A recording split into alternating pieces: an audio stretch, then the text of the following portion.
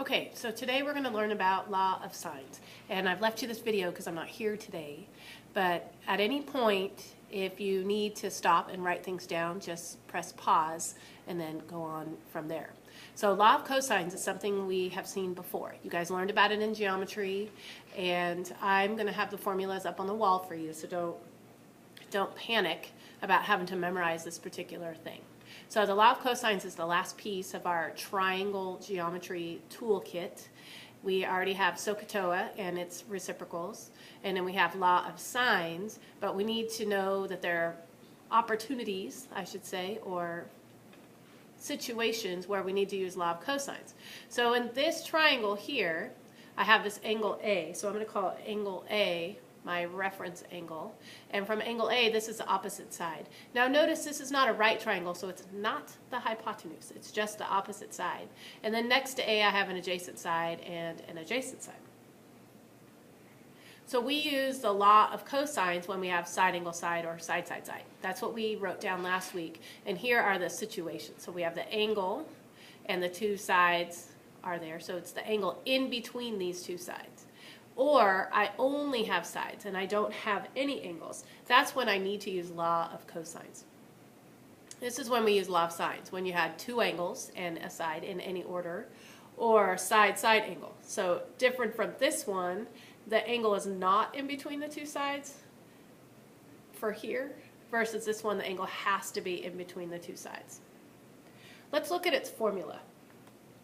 So the formula is this, where it says you need two adjacent sides and the angle in between, and then this is the formula to find the opposite side. So I'm looking for this side.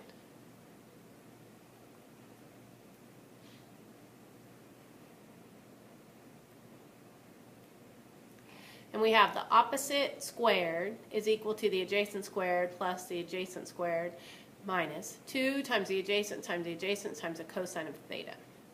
Now, one thing I want you to remember is this is all multiplied. So please keep that in mind as you guys go through your calculator. So if you want to use your calculator in one whole thing, then you've got to type in the whole thing with the parentheses and everything in order to use that. So we use the law of sines when we're going to find acute angles. So if we're certain that all the angles are acute, we can use the law of sines. But I can use the law of cosines when I know that it's an obtuse angle. In fact, the law of cosines is the only way to find an obtuse angle.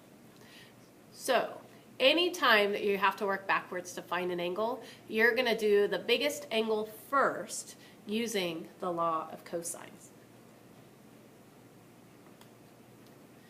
Now, what if I'm not looking for the side, but I'm actually looking to find the angle, and I want to work backwards? So that means I want to unbury this. Well, I'm just going to rearrange this formula to make it easier for me to substitute so I can find the cosine of theta. I'm going to subtract the adjacent squared minus this adjacent squared from both sides. And my formula looks like this. So I have the opposite squared minus the adjacent squared minus the adjacent squared, and it equals -2 times the adjacent times the adjacent times the cosine of theta. After that, to get cosine of theta all by itself, since this is multiplied, I need to divide. So I'm going to divide by -2 adjacent times adjacent on both sides.